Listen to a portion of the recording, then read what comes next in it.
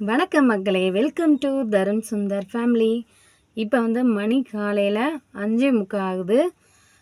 சுற்றி பார்த்தீங்கன்னா ஒரே பனி விழுந்து ஒரு மாதிரி இருக்குது.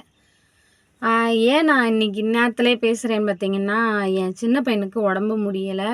ஒரு வாரத்துக்கு மேலே இருக்கும், 10-15 நாளாக வீட்டில் தான் இருக்கான்.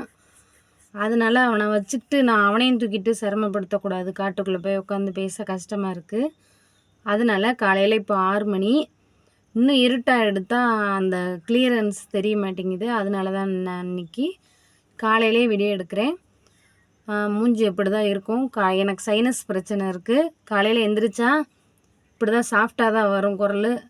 சரி, இன்றைக்கி இந்த வீடியோவில் நம்ம என்ன பார்க்க போகிறோம்னு பார்த்திங்கன்னா, ஏஆர்எஸ் வயர்கூடை அப்படின்னு ஒரு சேனல் இருக்குது. அந்த அண்ணனை பற்றி, அந்த சகோதரரை பற்றி இன்றைக்கி நம்ம பேச போகிறோம். அவங்களுக்கு என்னன்னு கேட்டிங்கன்னா, அவங்க ஒரு 1000 சில்லற சப்ஸ்கிரைபர் வச்சுருக்காங்க. அண்ணன் லாரி டிரைவராக இருந்திருக்கிறாப்புல. லாரியில் இந்த மாதிரி மார்க்கெட்டு பல ஊர்களுக்கு, நிறைய ஊர்களுக்கெல்லாம் போய் எக்ஸ்போர்ட்டு இருக்கும்ல, டிரான்ஸ்போர்ட், லாரி டிரான்ஸ்போர்ட் மாதிரி லாரி டிரைவராக வேலை பார்த்துட்டு இருந்திருக்காங்க. இந்த மாதிரி அவருடைய வாழ்க்கை பயணம் போய்கிட்டு இருக்கு. 3 குழந்தைகள் இருக்காங்க. 3 குழந்தைகளும் அவங்களால முடிஞ்ச அளவு படிக்க வச்சுக்கிட்டு அப்படியே அவங்க வாழ்க்கை போயிட்டு இருக்கும்போது, இந்த அழகான வாழ்க்கையில் ஒரு விபத்து வருது. அந்த விபத்தில் அண்ணனுடைய முதுகு தண்டுவடம் பாதிக்கப்படுது.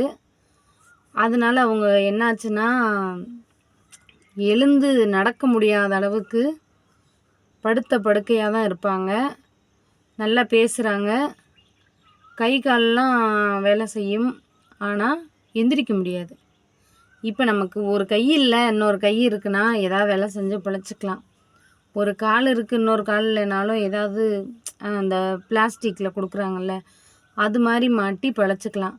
ஆனால் அந்த அண்ணனுக்கு முதுகு தண்டுவடமே பாதிக்கப்பட்டு போயிடுச்சு.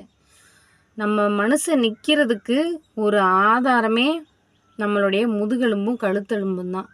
அந்த முதுகு எலும்பே உடஞ்சி போகும்போது, தண்டுவடம்னு சொன்னாங்க, முதுகு தண்டுவடம், அது உடஞ்சி போனப்போ அவங்களால எந்த வேலையும் செய்ய முடியலையா. அவங்கக்கிட்ட இருந்த கொஞ்ச நஞ்ச சொத்து, பணம், நகை எல்லாத்தையுமே விற்று அண்ணனுக்கு ட்ரீட்மெண்ட் பண்ணி பார்த்துருக்காங்க.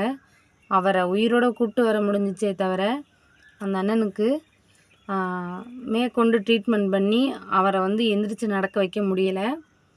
இப்போ இந்த பதிவை நான் எதுக்காக சொல்கிறேன்னு பார்த்திங்கன்னா, அந்த அண்ணனால் நடக்க முடியாது. 3 பிள்ளைங்க இருக்காங்க. அவங்க மனைவி இந்த அண்ணனையும் பார்த்துக்கிட்டு சாப்பாடு, காப்பி எல்லாமே பக்கத்தில் எடுத்து வச்சுட்டு வேலைக்கு போயிடுறாங்க.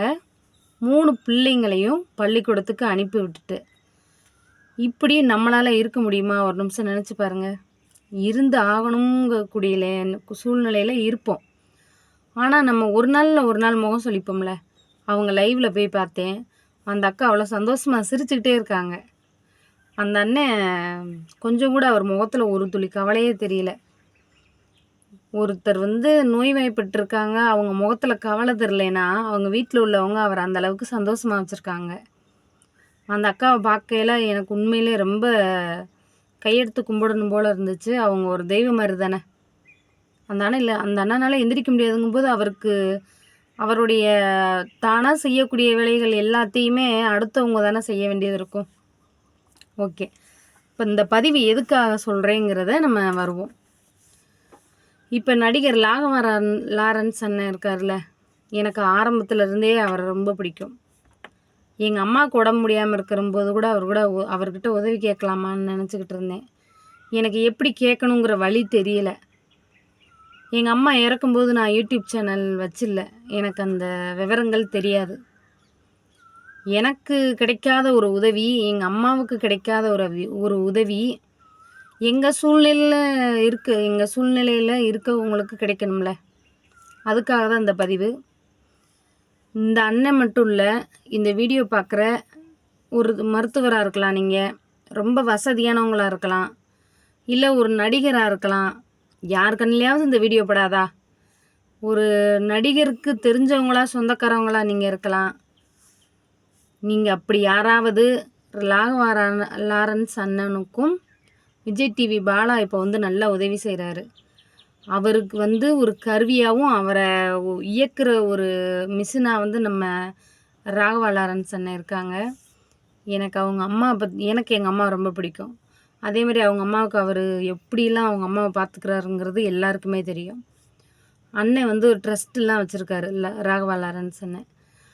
இந்த வீடியோவை அவங்களுக்கு தெரிஞ்சவங்களோ இல்லை அந்த அண்ணனுக்கு விஜய் டிவி பாலா அண்ணனுக்கும் ராகவா லாரன்ஸ் அண்ணனுக்கும் தெரிஞ்சவங்க யாராவது இந்த வீடியோ பார்த்தீங்கன்னா தயவு செஞ்சு அந்த அண்ணனோட லிங்க் தரேன் நான் டிஸ்கிரிப்ஷனில்.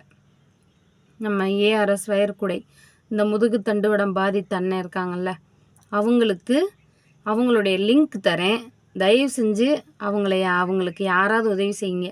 நீங்கள் என்னையை கான்டாக்ட் பண்ண வேண்டாம், என்னையை கான்டாக்ட் பண்ணுங்கிற அவசியமே இல்லை. ஒருவேளை என் சேனலில் கேட்கணுன்னாலும் கேளுங்க, நான் அவங்களுடைய லிங்க்கை தரேன். அந்த அண்ணன் சேனலில் நம்பர் கொடுத்துருக்காரு, நீங்கள் நேரடியாக அவருக்கே நீங்கள் உதவி செய்யலாம். வசதியாக இருந்தாலும் சரி, ஒரு மருத்துவராக இருந்தாலும் சரி. அவங்க வீட்டில் 3 பிள்ளைங்க இருக்காங்க. ஏன்னா நாங்களும் 3 பிள்ளைங்க, அந்த கஷ்டத்தெல்லாம் தாண்டி நாங்கள் வந்திருக்கோம். அதே சூழ்நிலையில் இருக்கக்கூடிய ஒருத்தருக்கு தயவு செஞ்சு உங்களால் முடிஞ்ச அளவு ஒரு உதவியை செய்யுங்க. அவங்களுக்கு நீங்கள் வந்து அவங்க வீட்டுக்கு தேவையான மளிகை சாமான்லாம் வாங்கி தர வேண்டாம். அந்த பிள்ளைகளுடைய படிப்புக்கும் அவங்க வாழ்வாதாரத்துக்கும் ஒரு ஸ்காலர்ஷிப் மாதிரியோ ஏதாவது உங்களால் முடிஞ்ச அளவு ஒரு உதவி செய்யுங்க. வீட்டில் ஆம்பளை இல்லாத வீட்டில் எப்படியெல்லாம் கஷ்டப்படுவாங்கன்னு உங்களுக்கே தெரியும். அப்படி ஆம்பளை இல்லாத வீடாக இருந்தால் நீங்கள் அந்த நிலைமையை புரிஞ்சுக்கிருவீங்க.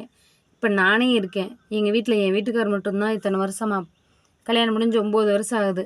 அவர் மட்டும்தான் உழைச்சிருக்காரு. அவர் உழைச்சி இப்போ அவர் வந்து என் வீட்டுக்காரரை பற்றி நான் தனியாக ஒரு வீடியோவில் சொல்கிறேன். அவரை பற்றி நான் எதுவுமே சொன்னதில்லைல, அவர் வாழ்ந்த வாழ்க்கை அப்படி. அதை பற்றி நான் ஒரு வீடியோவே போடுறேன், இதில் சொல்ல வேண்டாம். இப்போ என் வீட்டுக்காரர் உழைச்சிக்கிட்டு இருக்காரு இவ்வளோ நாள். அவரால் முடியலைங்கிற ஒரு பட்சத்தில் நான் ஏதாவது ஒரு உதவி செய்யலாம்னு நினைக்கிறேன். நான் ஒரு உதவி செய்யலாம்னு நினச்சா, நான் வேலைக்கு போகணுன்னு நினச்சா என்கிட்ட 1 வயசு கை குழந்த இருக்குது. எனக்கு அந்த 2வது பிள்ளைய நான் மாசமாக இருக்கும்போதே எங்கள் அம்மா இறந்துட்டாங்க, எங்கள் மாமியார் இறந்துட்டாங்க. இத்தனை பேர் இறந்தும் நான் வந்து ஒரு குழந்தைய பெற்று வளர்த்து அந்த கஷ்டத்தில் தாங்க, அந்த கஷ்டத்தையே தாங்கின நம்ம வாழ்க்கையில் எவ்வளவு கஷ்டம் வந்தாலும் தாங்கிக்கலாம், சரிங்களா? அந்த மாதிரி நம்ம இருக்கும்போது இப்போ எனக்கு என் வீட்டுக்காருக்கு உதவி செய்யணுங்கன்னா அந்த 1 வயசு கை குழந்தைய நான் வீட்டில் வச்சுக்கிட்டு நான் வேலைக்கு போக முடியாது. அப்போ நான் யோசித்தேன், எனக்கு என்ன தெரியும் அப்படிங்கிறது. எனக்கு என்ன தெரியும்? எனக்கு ஒரு வேலையும் தெரியாது. எனக்கு தெரிஞ்சது, நான் மொபைல் ஷாப்பில் ஒர்க் பண்ணியிருக்கேன், கால் சென்டரில் ஒர்க் பண்ணியிருக்கேன். நான் படித்தது 12ஆம் கிளாஸு தான். இருந்தாலும் எனக்கு நிறைய அனுபவம் இருக்குது, கம்பெனியில் ஒர்க் பண்ண அனுபவம் இருக்குது. எனக்கு மில்லு வேலை பார்க்க தெரியும், தீப்டாஸ் வேலை பார்க்க தெரியும், காட்டு வேலை பார்க்க தெரியும், விவசாயம் தெரியும், எல்லாமே தெரியும். தெரிஞ்சிருந்தும் கும்பகோணத்தில் பிழைக்கி வந்துட்டேன், கல்யாணம் முடித்து வந்துட்டேன். நான் கல்யாணம் முடித்த வரையில் அவங்க இருந்த நிலமையே வேறு, இப்போ நாங்கள் இருக்கக்கூடிய நிலமை வேறு. எங்கள் மாமியார் இல்லை, மாமனார் இல்லை, யாருமே இல்லாமல் அவருக்கு நான் என்ன உதவி செய்யலாம்? நான் வெளியில் வேலைக்கு போகணுன்னா அந்த பிள்ளைய யார் பார்த்துக்குருவா? அப்படிங்கிற மைண்டு செட்டில் தான் நான் யூடியூப் சேனல் ஆரம்பித்தேன். இப்போது நான் முதல் மாதம் சம்பளம் வாங்கிட்டேன், 2வது மாதம் நான் வாங்க போகிறேன்னு வச்சுக்கோங்களேன். இப்போ என் வாழ்வாதாரம் எனக்கு வந்து மேலே வசதியெல்லாம் கூடாது. இந்த சம்பளம் வாங்குறதுனால நான் வசதி ஆயிடுவேங்கிற அர்த்தம் கிடையாது. என் வீட்டில் உள்ள கஷ்டம் கொஞ்சம் குறையும். 10,000 ரூபாய் வச்சு சொத்து வாங்க முடியுமா? வாங்க முடியாது. நமக்கு உள்ள கடனையும் நம்ம வீட்டில் இருக்கக்கூடிய வறுமை கொஞ்சம் குறையும், அவ்வளோதான். வசதியாக ஆகணுங்கும்போது 1 லட்சம் 2 லட்சம் சம்பளம் வந்தால் நம்ம வசதியாகலாம். சரி, இப்போ நான் வந்து யூடியூப் இதனால தான் வந்தேன். இப்போ நான் வேலை பார்க்குறேன். இப்போ என் வீட்டுக்காரர் என்னைக்காவது வாரத்தில் 1 நாள் 2 நாள் போகிறாரு. எங்களோட வறுமை கொஞ்சம் குறையுதுன்னு வச்சுக்கோங்க. இப்போ அந்த அண்ணன் படுத்துட்டாரு.